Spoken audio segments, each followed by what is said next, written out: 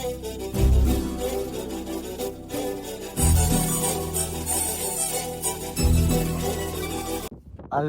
Guys, అందరూ ఎలా ఉన్నారు? బాగున్నారు అనుకుంటున్నాను. And today is Jan 11th and we are starting for a new trip to California, in Toronto. It's going to be a long trip which we always like. And trip అయితే start చేయబోతున్నాం. And do the pre trip and చూపిస్తాను మీకు కూడా. And బయట చూడండి, -13 ఉంది temperatures వచ్చేసి. And good thing is we have a beautiful sunrise. And let's start the pre trip. Check all the vehicle అన్ని ప్రాపర్ గా ఉందా, టైర్స్ అన్ని తీసుకుని లెట్స్ గో. అండ్ మళ్ళీ ఎంత పీటర్ ప్రాసెస్ అంతా మీకు ఆల్రెడీ చాలా వీడియోస్ లో చూశారు. And I will show you when load pick చేసుకున్న తర్వాత వాట్ ఐటమ్స్, ఏ ఐటమ్ తీసుకెళ్తున్నాం ఏంటి అన్ని నేను చూపిస్తాను. Okay guys, see you guys in second. Okay, bye. Truck ఇదిగోండి, ట్రక్ వైబ్ అయితే ఎలా ఉంది. స్నో పడి అంత ఎక్కువేం లేదు, which is good. Yeah, but విండిగా ఉండడం వల్ల స్నో ఎక్కువసేపు నిలబట్టలేదు అనమాట, which is good.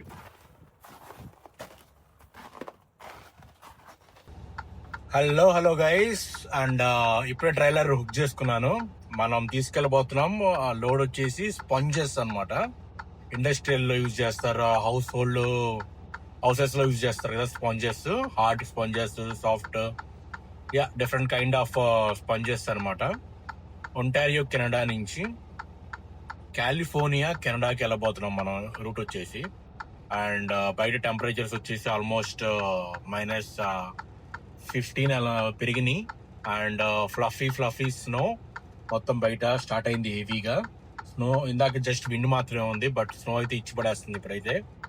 Let's see. And weight అయితే ఆల్మోస్ట్ 25,000 26,000 ఉంది, which is very good.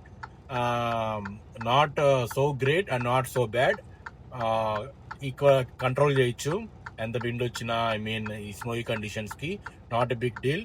And we gonna be all right అనమాట.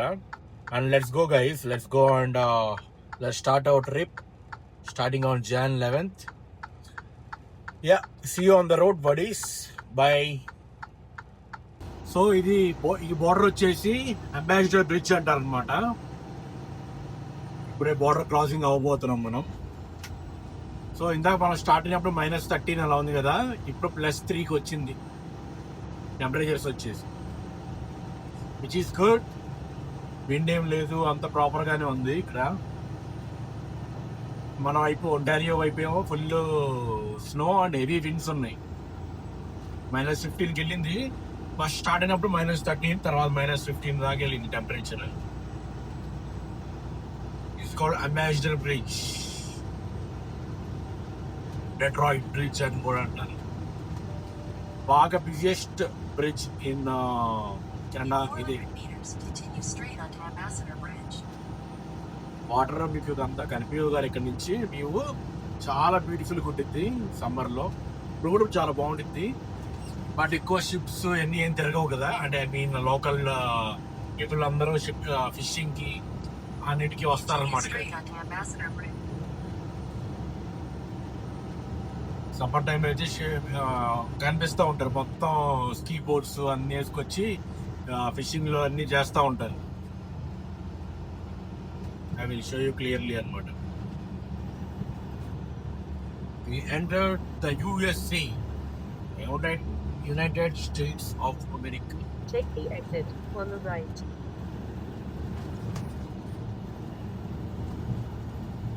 సో న్యూ బ్రిడ్జ్ ఒకటి కడుతున్నారు, అది కూడా అయిపోతుంది. మేబీ మార్చ్ ఆర్ ఏప్రిల్ నుంచి స్టార్ట్ అవుతుంది, ఆర్ ప్రాబబ్లీ జూన్ నుంచి కూడా. ఆల్రెడీ ఇక్కడ విన్సర్ వైపు నుంచి ఒక 2 బ్రిడ్జెస్ ఉన్నాయన్నమాట డెట్రాయిట్ కి.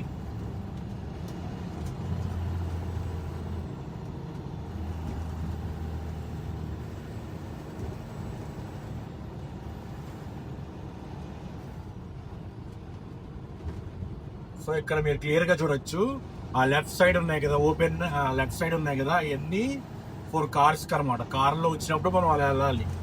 ఈ రైట్ సైడ్ ఒక్క సింగిల్ లేన్ అని ఉండిద్ది, ఇది commercial vehicles.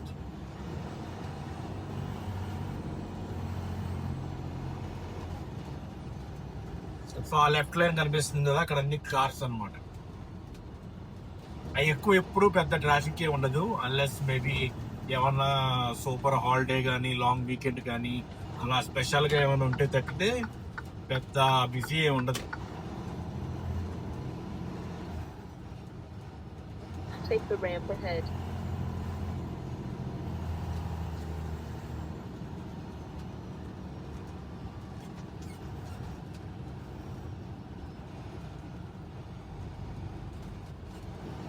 So left line is the fast line అనమాట.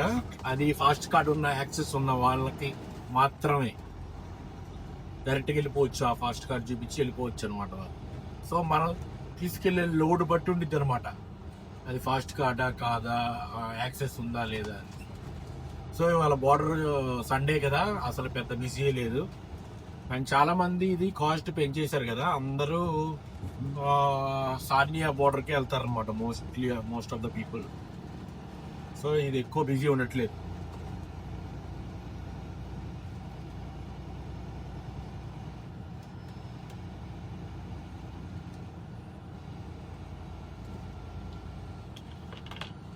యా, ఇదే బార్డర్. ఇంకా మామూలుగా అయితే పెద్ద క్యూ ఉండేది మనకి ఎప్పుడు, అందుకే నేను ఎప్పుడు ప్రాపర్గా చూపించలేదు మీకు సానియా బార్డర్. సో ఇలానే ఉండిద్ది. ఆఫ్టర్ క్లియర్ అయిపోగానే మళ్ళీ చూపిస్తాను. See you guys in second. Okay, In 1 kilometer, keep right to I-75 south. So మనం అయితే ఇప్పుడే బార్డర్ క్రాసింగ్ అయితే అయిపోయింది. 96 ల్యాన్సింగ్ హైవే మీదకి ఎంటర్ అవబోతున్నాం మనం. అండ్ అంబాసిడర్ బార్డర్ నుంచి డెట్రాయిట్కి ఎంటర్ అయ్యాం. And we're heading to California. అయితే చాలా రోజుల నుంచి, ఐ మీన్ ఇది couple of days, last 10 days నుంచి యుఎస్ఏకి వెనిజువేలాకి మధ్య ఐ మీన్ జరుగుతుంది కదా. ఆల్రెడీ మనం ప్రీవియస్ వ్లాగ్ లో కూడా మాట్లాడుకున్నాం ఏం జరుగుతుంది ఏంటి దాని గురించి అని. సో ఆల్రెడీ అందరు న్యూస్ కూడా ఫాలో అప్ అయి ఉంటారు. వెనిజువేలన్ ప్రెసిడెంట్ ని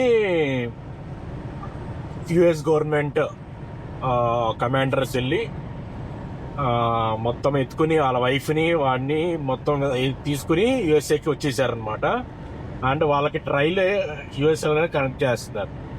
అండ్ లేటెస్ట్గా ట్రంప్ ఒక ప్రెస్ మీట్ పెట్టాడు అనమాట. Oil manufacturers, the biggest oil manufacturers in the world అందరూ యుఎస్ఏలోనే ఉంటారు కాబట్టి,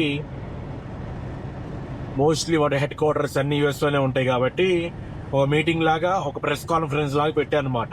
ఆఫ్టర్ చూసిన తర్వాత మారుతున్నాను నేను. అండ్ యా, ఈ వెనిజువేలా ఆయిల్ ఇవన్నిటికీ మనం వెళ్లే ముందు ఒక అసలు ఎందుకు ఆయిల్ గురించా డ్రగ్స్ గురించా ఎందు గురించి ట్రంప్ అనే వ్యక్తి మడురో అనే ప్రెసిడెంట్ని, వెనిజువేలా ప్రెసిడెంట్ని తీసుకొచ్చాడు, మెయిన్ రీజన్ ఏంటి చూద్దాం, మాడుకుందాం, డిస్కస్ చేసుకుందాం. ఓకేనా? యా, సో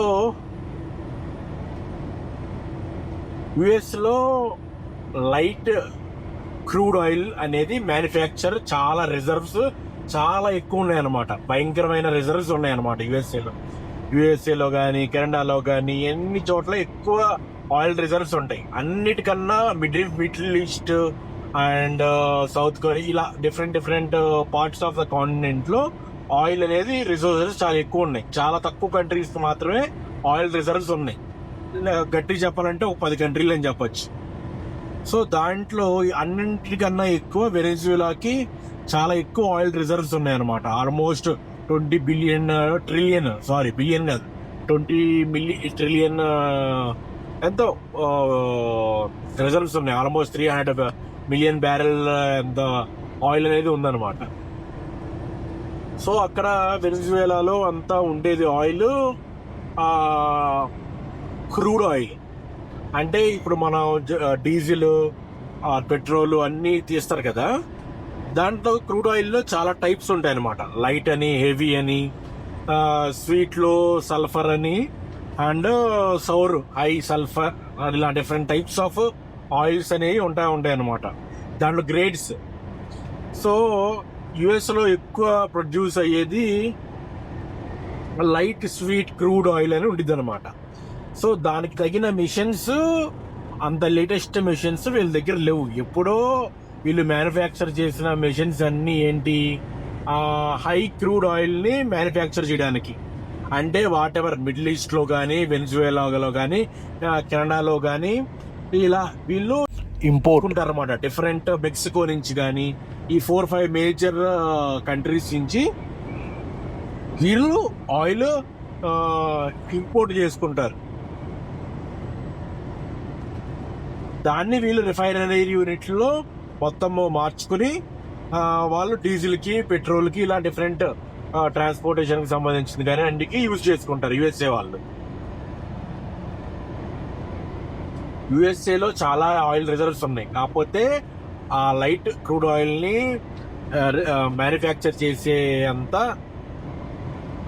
రిఫైనరీ యూనిట్స్ అంటారు కదా, అవి లేవు యుఎస్ఏలో. అన్ని ఉన్నాయి కానీ అంత హెవీగా ప్రొడక్షన్ చేసే అంత లేవు, ఇంకా ఓల్డ్ ఉన్నాయి.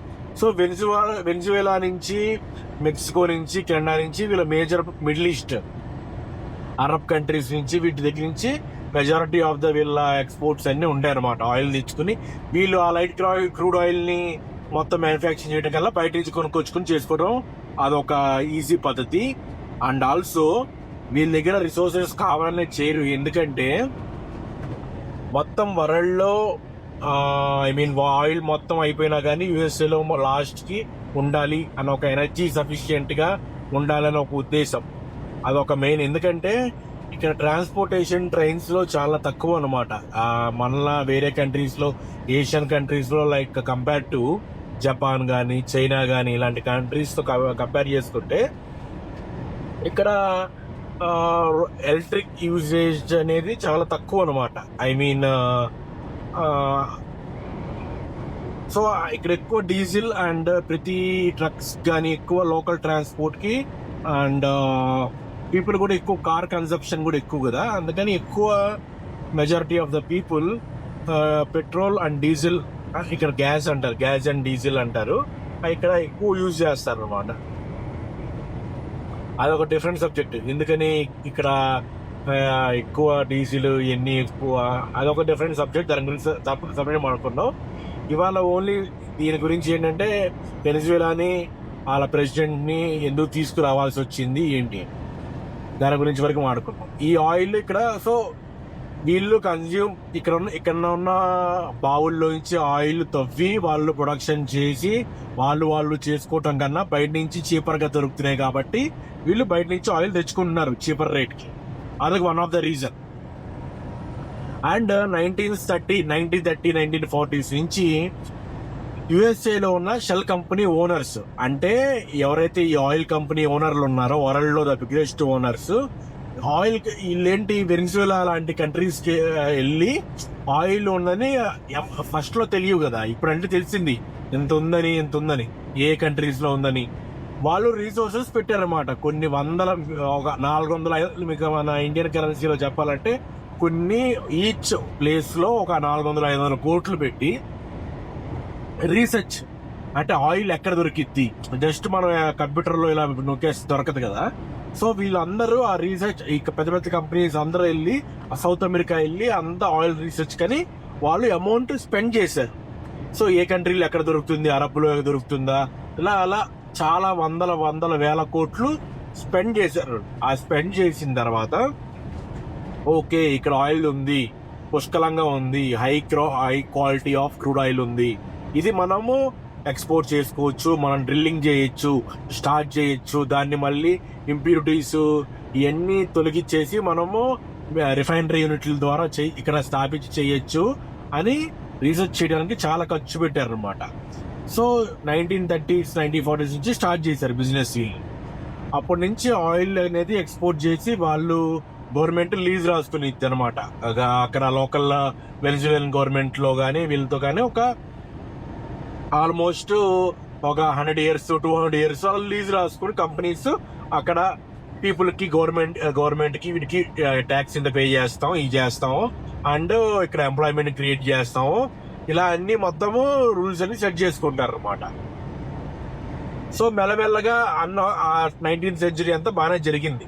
ఆఫ్టర్ 20th సెంచరీ ఎంటర్ అవ్వగానే మెల్లమెల్లగా వీళ్ళు మడురో వాళ్ళ ముందు ప్రొటెసెసర్ అంటే వాళ్ళ ముందు ఉన్న నాయకుడు వీళ్ళందరూ ఏంటంటే ఈ అమెరికన్ కంపెనీస్ కి యాంటీ అవ్వడం స్టార్ట్ చేశారు. మీ మిషన్లు అన్ని పాత అయ్యి మీరు ఇంకా స్లో ఉన్నాయి, ఇలా ఏదో ఒక రీజన్ వాళ్ళకి చెప్పి మెల్లమెల్లగా అమెరికాకి ఆయిల్ పంపించడం అనేది తగ్గించేశారు. తగ్గించడం వల్ల ఏమైంది, అమెరికా వాళ్ళకున్న ఆయిల్ని తీసి తవ్వుకోవాలి. అమెరికాకి ఎక్కువ మేజర్గా రిసోర్సెస్ ఎక్కడ ఉన్నాయి, టెక్సాస్లో, నార్త్ డకోటాలో అండ్ అలాస్కాలో. ఇలా డిఫరెంట్ ఇంకా డిఫరెంట్ స్టేట్స్ ఉన్నాయి. Main majority of the production వచ్చేది వీళ్ళకి ఈ 3 స్టేట్స్ నుంచి. అండ్ మెజారిటీ ఇంకా కెనడా నుంచి, మెక్సికో ఇలా అండ్ అరబ్ కంట్రీస్ నుంచి వచ్చింది. సో ఇక్కడ నుంచి చీపర్గా వచ్చింది. ఒకవేళ అక్కడ నుంచి రావడం ఆగిపోయింది అనుకోండి, ఏం చేయాలి, వాళ్ళు తవ్వుకోవాలి బావిల్లో వచ్చి వాళ్ళకున్న ప్రొడక్షన్. అప్పుడు కాస్ట్ ఎక్కువ అయిపోయింది. సో వీళ్ళకి చీపర్ ప్రైసెస్కి రావాలి. అది కాక వీళ్ళు చాలా ఇన్వెస్ట్మెంట్ అండ్ లీజ్ అంతా గవర్నమెంట్తో చేసుకున్న తర్వాత వాళ్ళని ఆ కాంట్రాక్టులన్నీ క్యాన్సిల్ చేయించేసి వాళ్ళందరినీ బయటికి కంట్రీ నుంచి మెల్లమెల్లగా పుష్ అవుట్ నేషనలైజేషన్ చేసేసి వాళ్ళు మెల్లమెల్లగా బయటికి తోసే ప్రోగ్రామ్ స్టార్ట్ చేశారు, క్యూబా లాగా. సో వాళ్ళందరూ ఇన్వెస్ట్మెంట్ పెట్టారు కదా ఫస్ట్, రీసెర్చ్ కని వీటికని చాలా బిలియన్స్ ఆఫ్ డాలర్స్ పెట్టారు కదా. వాళ్ళకి ఎప్పుడు లాభం వచ్చింది, ఇలా 100-2 సంవత్సరాలు వాళ్ళు ఆయిల్ తవ్వి మొత్తం అన్ని కంట్రీస్ కి డిస్ట్రిబ్యూట్ చేస్తే అప్పుడు వాళ్ళకి లాభం వచ్చింది.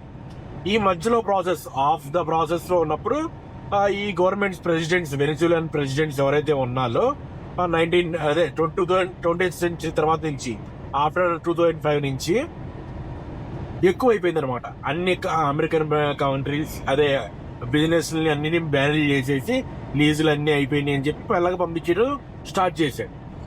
సో వీళ్ళు ఇంకా మెల్లమెల్లగా మూసుకుని వచ్చేసారనమాట. మెల్లగా తక్కువ చేసే వాళ్ళ ప్రొడక్షన్, బట్ ఎక్కువ రిస్ట్రిక్ట్ రూల్స్ పెట్టడం వల్ల చాలా తక్కువ ప్రొడక్షన్, చాలా తక్కువ లాభాలు. అండ్ మేజర్లీ అమెరికాకి ఎనర్జీ రిసోర్సెస్ అనేది చాలా తక్కువ అయిపోయింది ఈ మడురో వీళ్ళ ముందు ఉన్న ప్రెసిడెంట్ వీళ్ళిద్దరి వల్ల. అది కాక వాళ్ళు ఇది ఒక చేయటం అది యుఎస్ఏకి నచ్చలేదు ఫస్ట్ ఆఫ్ ఆల్. ఆ తర్వాత ఇంకొకటి వచ్చేసి యుఎస్లో డ్రగ్ అనేది ఈ కంట్రీ వెనిజులా నుంచి, క్యూబా నుంచి, ఇలా చాలా కంట్రీస్ నుంచి పేర్లు చెప్తా ఉంటాడు. ఈ సదరన్ అమెరికాలో ఉన్న కంట్రీస్, మెక్సికో పేర్లన్నీ చెప్తా ఉంటాడు ట్రంప్ మామ అయితే. సో ఈ అన్ని కంట్రీస్ నుంచి డ్రగ్స్ అనేది విపరీతంగా వస్తూ ఉంటాయి అన్నమాట. ఆ రీజన్ అది ఎప్పుడూ వస్తానే ఉంటాయి. కాకపోతే ఈ రీజన్ పెట్టుకుని మీరు సరిగ్గా కంట్రోల్ చేయట్లేదు. అండ్ ఫస్ట్ ఆఫ్ ఆల్ వెనిజులన్ అక్కడ పీపుల్ కూడా చాలా డిక్టేటర్ కైండ్ ఆఫ్ రూలర్ కి, కమ్యూనిస్ట్ కైండ్ ఆఫ్ డిక్టోరియల్ రూల్ కి విసిగిపోయి అందరూ వేరే కంట్రీస్ పారిపోతున్నారు అనమాట. అదొక ఫస్ట్ మైనస్. తర్వాత ఆయిల్ వీటిని కూడా ప్రాపర్ గా చేయట్లేదు. రిసోర్సెస్ ని ప్రాపర్ గా వీళ్ళు అమ్ముకుని అంత రిచ్ ఆయిల్, వరల్డ్ లోనే ఎవరికి లేని అంత ఆయిల్, అంటే దుబాయ్ లో వీళ్ళందరి స్టేట్ల కన్నా చాలా పెద్ద రిసోర్సెస్ ఉన్న ఆయిల్ వీళ్ళతో ఆఫ్ కూడా ఉండవు వాళ్ళకి. కానీ వాళ్ళు దుబాయ్ లో ఉన్న వాళ్ళేమో చాలా లైఫ్ స్టైల్ గా అంతా హ్యాపీగా ఉంటే వీళ్ళేమో ఇక్కడ చాలా ఇబ్బంది పడుతున్నారు. ఈవెందో వాళ్ళకి అన్ని రిసోర్సెస్ ఉన్నప్పటికీ అలా ఇబ్బంది పడకూడదు కదా. అందరు పారిపోయి వెళ్ళిపోవాల్సి వచ్చిన పరిస్థితి వచ్చింది. ఇదే అడ్వాంటేజ్ తీసుకుని ట్రంప్ మామ ఫెంటనాల్ అన్ని బాగా పంపిస్తున్నారు అని ఒక ఊరికినే పైకి ఒక మాట చెప్తున్నాడు. వీళ్ళకి రియల్ గా ఫెంటనాల్ ని ఎన్ని ఆపాలన్నంత ఉద్దేశము అంత ఆపలేరు కూడా. ఒక కొంతవరకు రిస్ట్రిక్ట్ చేయొచ్చు, అది ఓకే. అదొక రీజన్ తో ఇంకా ఇల్లీగల్. ఇంకా చైనా, రష్యా వాళ్ళు ఏంటంటే ఇలాంటి ఇప్పుడు అమెరికాకి శత్రువులు అంటే వాళ్ళే కదా మెయిన్. మిగతా వాళ్ళు ఉంటారులే కానీ మెయిన్ అంటే వీళ్ళే కదా. సో వాళ్ళేంటి ఈ సదరన్ అమెరికాని టార్గెట్ చేశారు. మెక్సికోని, క్యూబా, ఇలా డిఫరెంట్ కంట్రీస్ అన్ని పూర్ అన్ని చెప్తారు కదా అమెరికన్స్. వాళ్ళు పూర్ అని చెప్పే కంట్రీస్ అన్నింటినీ టార్గెట్ చేశారు. టార్గెట్ చేసి ఏంటి అక్కడ బిల్డప్ చేస్తున్నారు. ఏంటి పోర్ట్లు, వాళ్ళకి రీసోర్సెస్, వాళ్ళకి ఎక్కువ బ్యాంక్ లోన్లు ఇవ్వటాలు, ఇలాంటివన్నీ చేస్తున్నారు. ఇవన్నీ చేయటం వల్ల మెయిన్ ఉద్దేశం ఏంటి, చైనా వాళ్ళు మన ఇండియాకి కూడా అలానే చేశారు ప్రీవియస్ గా. ఎక్కడ శ్రీలంకలో అండ్ బంగ్లాదేశ్లో, పాకిస్తాన్లో ఎక్కువ పోర్ట్లు స్థాపించుకోవడానికి ఎన్నిటికీ లోన్లు ఇస్తారు. లీజులు పెట్టుకోవడానికి కంపెనీలు వస్తాయి. వచ్చి మెల్లగా వాళ్ళు కట్టలేనప్పుడు వాళ్ళు ఆక్యుపై అయిపోతాయి. ఆక్యుపై అయిపోయిన తర్వాత మెల్లమెల్లగా మిలిటరీ బేసులు స్థాపించుకుంటారు. అది వాళ్ళ ప్లాన్ అన్నమాట. సో అలానే చేస్తున్నారు ఇక్కడ కూడా. అంటే వెనిజులాకి వెనిజులా ఎందుకు టార్గెట్ చేశారంటే యుఎస్ కి చాలా దగ్గరగా ఉండేది. 1-2 hours లో వెళ్ళిపోవచ్చు ఫ్లైట్ లో. సో 1-2 hours కూడా పట్టదు, 1 hour లో అలా వెళ్ళిపోవచ్చు అనమాట. సో అది అమెరికాకి ప్రాబ్లం ఫ్యూచర్ లో. అలా అలా వచ్చి వాళ్ళు అక్కడ ఉండితే వాళ్ళ సెక్యూరిటీ మెజర్ కి ప్రాబ్లం అనమాట. దట్ ఈస్ ద రీజన్ వాళ్ళు అక్కడ ఉండకూడదు. వాళ్ళని అందుకని వీళ్ళు ఆక్రమించేసుకున్నారు అనుకోండి యుఎస్ఏ వాళ్ళు. ప్రెసిడెంట్ యుఎస్ఏ ఆడేమో మడులో కాడేమో వీళ్ళ మాట వినట్లా, వీళ్ళ చెప్పింది చేయట్లేదు. వీళ్ళకి మాట విని వీళ్ళ గ్యాస్ అంటే క్రూడ్ ఆయిల్ ఎన్ని బిజినెస్లు అమెరికన్స్ కి ఉన్న బిజినెస్ ఉన్నారు కదా, టాప్ బిజినెస్లు, వాళ్ళందరూ వీళ్ళు చెప్పిన మాట విని వీళ్ళకి ఎనర్జీ కానీ అండ్ గవర్నమెంట్ కూడా సెక్యూరిటీ మెజర్స్ కూడా అందరూ వీళ్ళు చెప్పినట్టు వినే వాళ్ళే అక్కడ అధికారంలో ఉండాలి. సో మడురు అనే అతను మాట వినట్లేదు. ఆ మాట వినకపోయేసరికి వాడిని క్యాప్చర్ చేసి తీసుకొచ్చేసి ఎదురు తిరుగుతున్నాడు వాడు.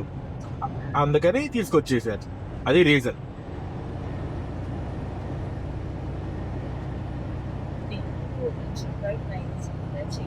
అండ్ ఆల్సో ఎవరైతే అప్పుడు నష్టపోయారో, ఐ మీన్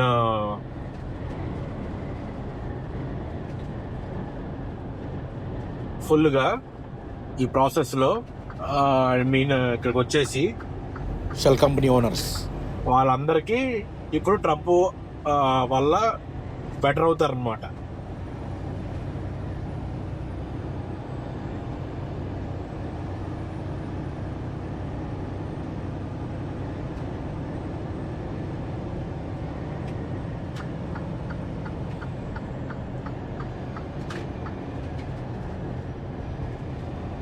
సో వాళ్ళందరూ లాభపడతారు అనమాట. ఎవరైతే ఇప్పుడు నష్టపోయారు కదా షెల్ కంపెనీస్ అందరూ, వాళ్ళకి లీజులు ఉన్నా కానీ అక్రమంగా వాళ్ళని పంపించేశారు కదా, వాళ్ళందరికీ న్యాయం చేస్తాడు. అండ్ ఇవన్నీ చేయడం వల్ల ట్రంప్కి ఏంటి బెనిఫిట్ అంటే యుఎస్ లో ఆయిల్ ప్రైస్ మనకి చాలా తగ్గిపోయింది ఇప్పుడు.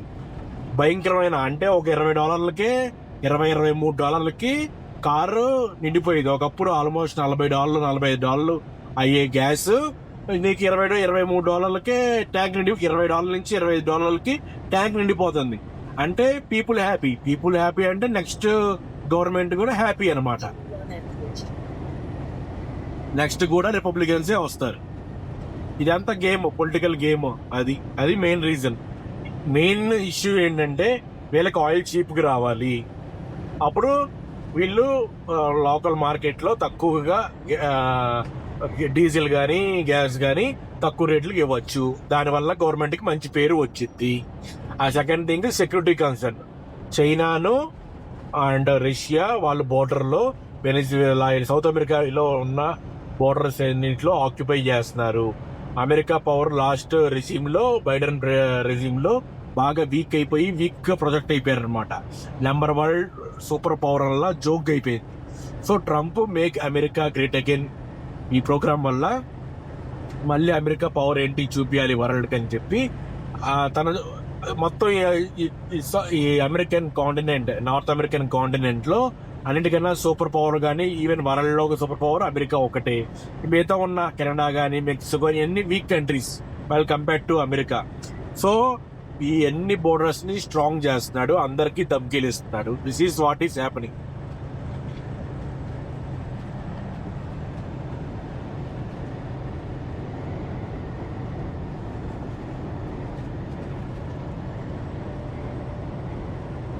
అదిగా ఈ టోటల్ సబ్జెక్ట్ వల్ల. అండ్ ఆల్సో మళ్ళీ ఇంకోటి ఏంటి, గ్రీన్లాండ్ గ్రీన్లాండ్ కూడా మళ్ళీ మెల్లమెల్లగా వచ్చి మాలో కలిసిపోండి అంటున్నాడు. ఎందుకంటే గ్రీన్లాండ్ వాళ్ళకి చాలా తక్కువ పీపుల్ అనమాట, 1,00,000 మంది కూడా ఉండరు మొత్తం కలిపితే పాపులేషన్. వాళ్ళు కూడా వచ్చేస్తే వాళ్ళకి ఒక ల్యాండ్ ఉంది, ఆ బోర్డర్ కూడా యుఎస్ఏకి ఈజీగా ఎంటర్ అయిపోవచ్చు అనమాట 1-2 అవర్స్లో. సో అది కూడా, ఆ ల్యాండ్ కూడా వీళ్ళు తీసేసుకుంటే యుఎస్ఏని కొట్టాలంటే ఇటువైపు నుంచైనా చాలా కష్టం అనమాట. సో అది ఎలాగైనా రష్యా వాళ్ళు, వీళ్ళు ఆర్ చైనీస్ వాళ్ళు మెల్లమెల్లగా అక్కడ కూడా స్టార్ట్ చేస్తున్నారు. వాళ్ళకి ఉనికి ఉండకూడదని చెప్పి వాళ్ళని ఆక్యుపై చేయనీయకుండా ఉంటానని చెప్పి మేమే వీడే ఫస్ట్ ఆక్యుపై చేసేద్దామని ముందొచ్చు ప్లాన్ అనమాట. ఆ గ్రీన్లాండ్ కూడా వచ్చి కలిసిపోయేదాకా ఎవరి మాట వినడు ట్రంప్ మామ అయితే. మెల్లగా దాన్ని కూడా ఆక్యుపై చేసేస్తాడు.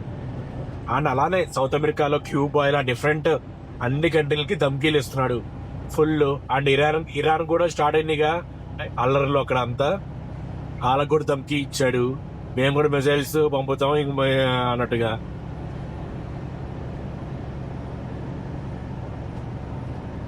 So it's going to be interesting. Political geo politics game అయితే ఫుల్ ఇంట్రెస్టింగ్ ఉండబోతుంది ట్రంప్ రెజీమ్లో. బయట నుంచి చూసే, అంటే ఇండియా నుంచి చూసే వాళ్ళకు ఒక పర్స్పెక్టివ్ ఉండిద్ది, అండ్ ఎవరి కంట్రీ నుంచి చూసే వాళ్ళకు ఒక పర్స్పెక్టివ్ ఉండిద్ది. నేను రోజు ట్రావెల్ చేస్తూ ఉంటా కాబట్టి, ఇక్కడ లోకల్ పీపుల్తో ఇంటరాక్ట్ అవుతూ ఉంటా కాబట్టి, సో వాళ్ళైతే ట్రంప్ చేసే పాలసీస్ కానీ వాట్ ఎవర్ H1B కానీ ఎవ్రీ పాలసీలో, ట్రంప్ చేసే ఎవ్రీ పాలసీకి వాళ్ళ 100% సపోర్ట్, 0 నెగిటివిటీ ఉంది ఇక్కడైతే. ఎందుకంటే అవన్నీ ప్రో అమెరికన్ చాయిసెస్లే కాబట్టి, వాళ్ళన్నీ డెవలప్మెంట్ ఫర్ అమెరికానే. ఈ H1B లాటరీలో ఆడకే కట్టమని ఇవన్నీ పెట్టాడు. ఇవన్నీ పెడతాం వల్ల ఏంటి, అక్కడ లోకల్ జాబ్స్ ఎక్కువ తీసుకుంటారు. అప్పుడు మన కంపెనీ, ఇండియన్ కంపెనీస్ ఏంటి, వీళ్ళందరూ కాంట్రాక్టరింగ్లు, ఇవన్నీ బ్రోకరైజింగ్లు ఇవన్నీ చేసి అక్కడ వాళ్ళని హైర్ చేసుకోకుండా ఇండియా నుంచి వచ్చే వాళ్ళని హైర్ చేసుకుని తక్కువ శాలరీ ఇచ్చో ఏదో చేసి మొత్తానికి చేస్తారు. లేకపోతే అమెరికన్స్ ని రానియకుండా ఎక్కువ మన వాళ్ళే ఉండడానికి ఒక గేమ్ లాగా చేస్తారన్నమాట. అది చాలా కోర్టులో కానీ వీటిలో కానీ చాలాసార్లు ప్రూవ్ అయింది రీసెంట్ గా. సో ట్రంప్ ఏంటంటే ఇక్కడ లోకల్ ఎంప్లాయ్మెంట్ కి ఫస్ట్ ప్రిఫరెన్స్, ఇక్కడ లేకపోతే అప్పుడు తీసుకోవాలి, కానీ ఇక్కడ వాళ్ళకి ట్రైనింగ్ ఇచ్చి ఇక్కడ ఉన్న రిసోర్సెస్ కి చేయాలి, డిపెండెన్సీ తగ్గించుకోవాలి, అండ్ బయట కంట్రీస్ నుంచి వచ్చే వాళ్ళందరికీ ట్యాక్సీలు వేయాలి, అండ్ వాళ్ళకున్న డెప్త్ ఉండేది కదా వరల్డ్ బ్యాంక్ లో డెప్త్, అదంతా తగ్గించుకోవాలి. అది తన పాలసీస్ అలా స్ట్రాంగ్ గా చేస్తున్నాడు. Let's see how it's gonna B.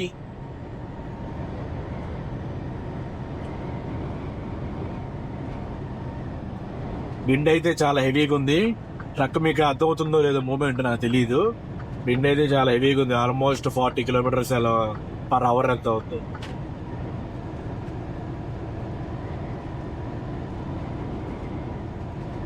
See you guys in a second, okay?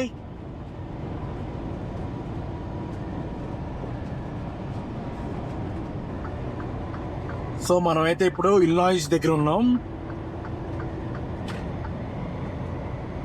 So we are taking I-70 అనమాట. యా, కామెంట్లో నిన్న చూసా రాజాసాబ్ చూడమని చెప్పారు. యా, యాక్చువల్గా ఈ సంక్రాంతికి వచ్చే మూవీస్ ఏది పెద్ద నాకు ఇంట్రెస్ట్ ఏం లేదు ఈసారి. ట్రైలర్సే పెద్ద నచ్చలేదు.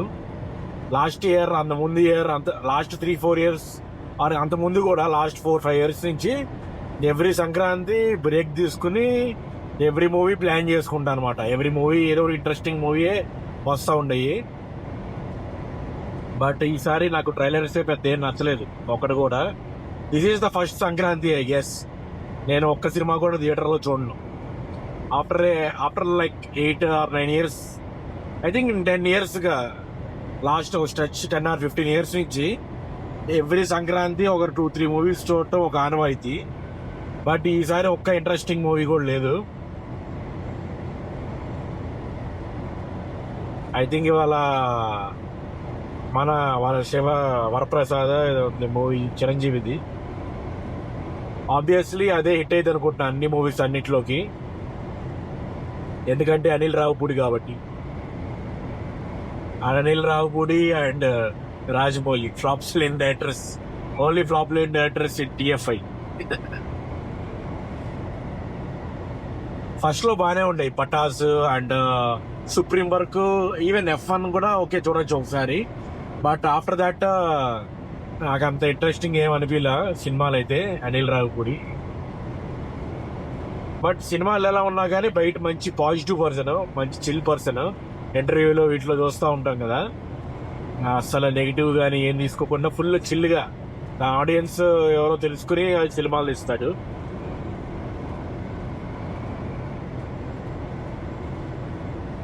ఐ మీన్ ఒక సెక్షన్ ఆఫ్ ఆడియన్స్ కి బాగా రిలేట్ అవుతూ ఉంటారు. అంటే రీసెంట్ గా వచ్చే F2 కానీ, సంక్రాంతికి వస్తున్నాం కానీ, ఇలాంటి మూవీస్ అన్ని మ్యారీడ్ పీపుల్, పిల్లలు ఉన్నాళ్ళు, ఇలా ఆ టైప్ ఆఫ్ కాన్సెప్ట్స్ కదా, అవి మనకు కొంచెం అంతే అనిపించవు అనమాట, అంత రిలేట్ అవ్వం కూడా.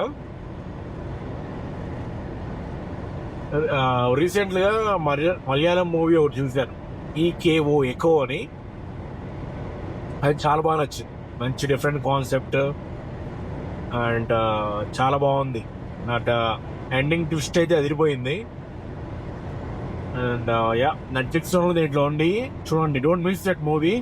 కొంచెం డ్రామా ఉండిద్ది, ఐ మీన్ కొంచెం మధ్యలో బోరింగ్ అనిపించవచ్చు, బట్ ట్విస్ట్ అయితే worth it. So don't miss చేయకుండా మొత్తం చూడండి, చాలా బాగుండేది సినిమా.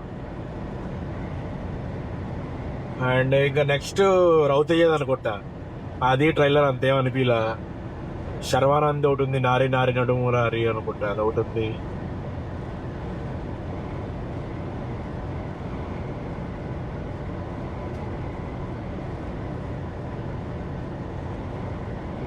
అండ్ నవీన్ పోల్ శెట్టిది కూడా ఎందుకో అంతేం అనిపిలా నాకు ట్రైలర్. రాజు గారు ఏదో ఉంది కదా సంథింగ్, అది కూడా అంతేం అనిపిలా ట్రైలర్. అన్ని యాక్చువల్ బిలో యావరేజే ఉన్నాయి ఈసారి. అందుకనే యాక్చువల్ లేకపోతే ఒక 1 వీక్ ఆఫ్ తీసుకుని మొత్తం చుట్టేసేవాడిని మూవీస్ అన్ని. But nothing is interesting. అన్నీ ఐ మీన్ ఓటీటీ వర్త్ మూవీసే కానీ థియేటర్కి వెళ్ళి చూసి అంత అసలు కొంచెం వైబ్ కూడా లేవు అనమాట. ఇయర్ నేను వెయిట్ చేస్తున్న మూవీస్ ఈగర్లీ పెద్ది రామ్ చరణ్ది అండ్ నాని ప్యారడైస్, ఈ 2 కోసం eagerly waiting. Maybe summer release అనుకుంటా. మేబీ స్పిరిట్ రిలీజ్ అయిద్దాం, maybe by end of next year. Christmas కి రిలీజ్ అయిద్దాం మేబీ. గేమ్ వస్తున్నాయో తెలియదు కానీ 3 మూవీస్ అయితే excited to watch next year.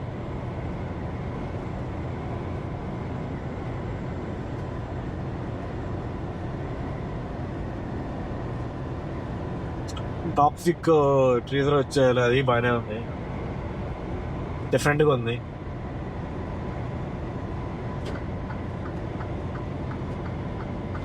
Like Hollywood స్టైల్లో ఉంది కొంచెం, డిఫరెంట్ హాలీవుడ్ మూవీస్లో ఉంటాయి అలాంటి స్టైల్. గ్యాంగ్స్టర్ డ్రామా అనుకుంటాం toxic.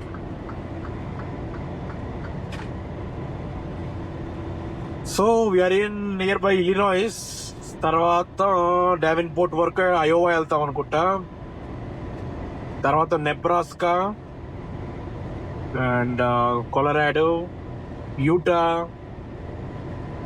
And Nevada, Las Vegas, ఆ తర్వాత అరిజోనా అండ్ కాలిఫోర్నియా. ఇన్ని స్టేట్స్ దాటాలి, అది మన రూట్.